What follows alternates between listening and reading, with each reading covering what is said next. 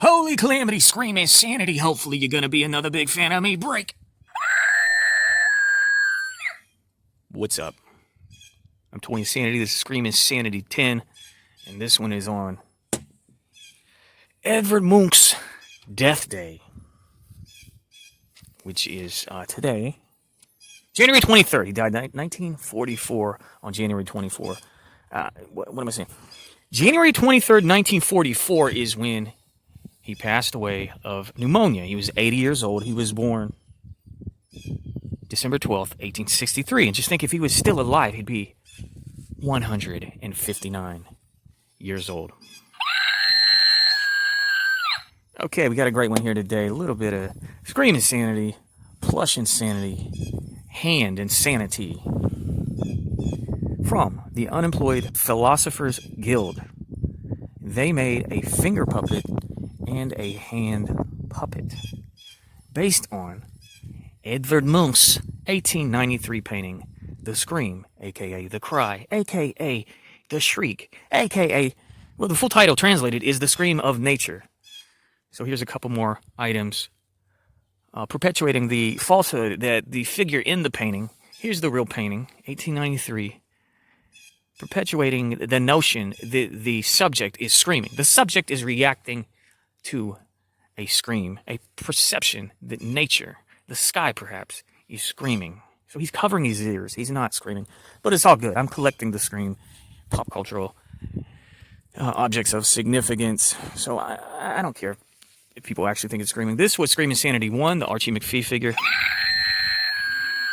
Check the Scream Insanity playlist. Now this one, this hand puppet, finger puppet, hand puppet. The hand puppet is supposed to scream too. I've never pressed it before, but I brought this out because I want to know if it's the same recording, the same scream. It says, "Try me, squeeze my belly."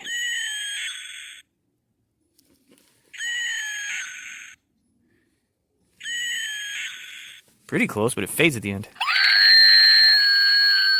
Nah, I'm going to say they're definitely not the same. This one is more powerful. It is louder and more interesting. All around, all over. Okay, I'll give you some facts. So, Eddie Munch, as I like to call him, Edvard Munch, born in Oslo, Norway. He lived much of his life in Norway, but he also lived for a time in Paris and a time in Berlin. Famous painter. This is, of course, his most famous painting. I stood there trembling with fright, and I felt a loud, unending scream, piercing nature. There's his signature. There's his self-portrait. Okay. The Scream is in the public domain, so you can make these sort of things, and you can put the actual artwork. There's the actual painting, 1893. It's painted on cardboard. Okay, but Eddie Munch's life was filled with strife and turmoil and agony and defeat. He died of pneumonia, age 80, died penniless, unmarried, with no children, no heirs. The Screaming Scream. Look, there's another example of the painting with the subject removed. I want like a huge print of that. No one's selling it. I'm going to have to eventually scan one of these things. This came with a version of it too. I'm going to have to make my own print for these. Yeah, I want a big, like a 2-foot version. Dude, I've been misled. I've been so misled. I thought the whole time this was a hand puppet. Why isn't it a hand puppet? It's just a plush shelf sitter. I thought it made sense. These are both by the Unemployed Philosophers Guild, philosophersguild.com.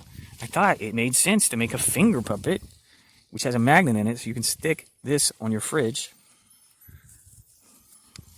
What the heck? Does it not? Can you not get your finger into the head of it?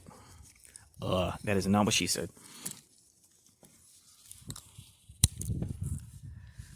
Let's see what this says. Okay, a little bit of a bio. That's cool.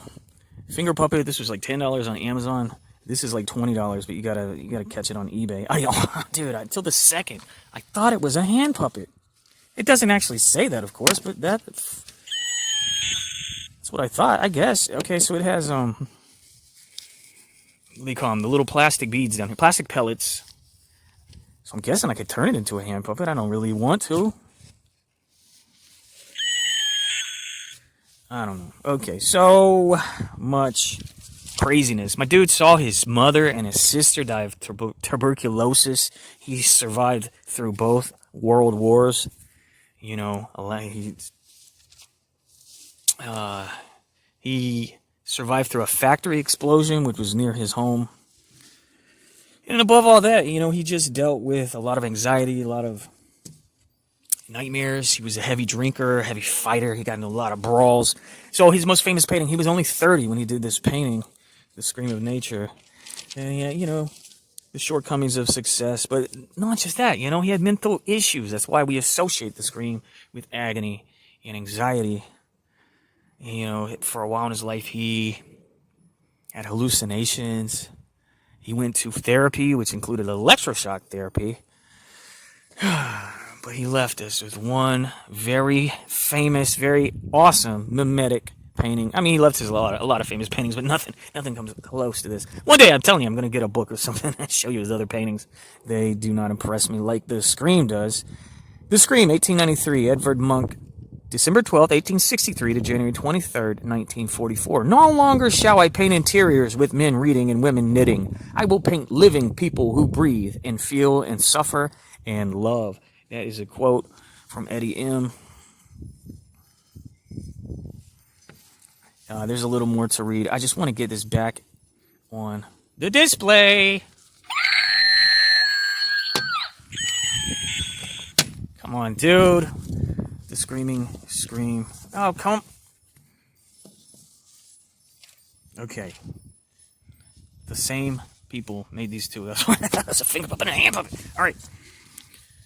Onward forward. It says here, Norwegian artist Edvard Munch first exhibited his painting De Schre de Natur in an 1863 Berlin exhibition. However, several images constitute the Scream, including lithographs, paintings, and pastel drawings. That's my whole point. That's my whole point in multiple videos, that he was memeing. He was memeing back in the day. He repainted the hits. People wanted to see the Scream.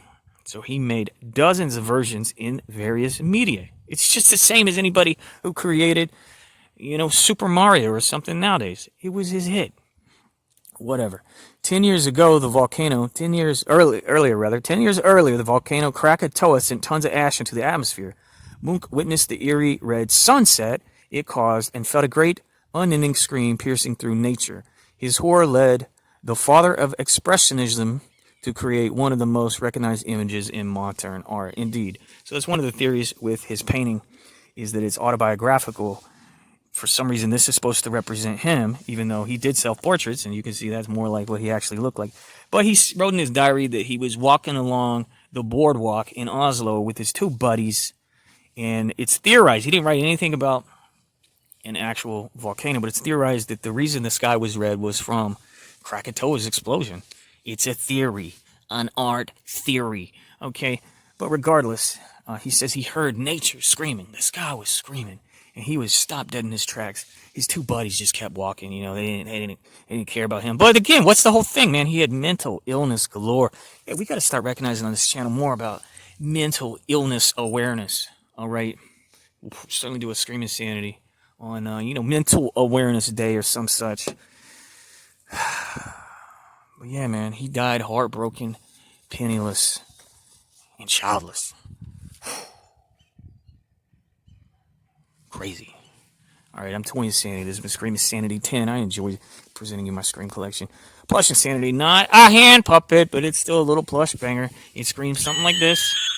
One audio recording, yay inches high, and hang on, huge nostrils. This is the Archie McPhee Scream Insanity 1. I do really like this one. And this is the little finger banger. Let's see if I can get... No, my finger always wants to go through the shirt. Weird. Okay, very weird, but very cool. Scream Insanity 10 in the books, in the back. Here we go.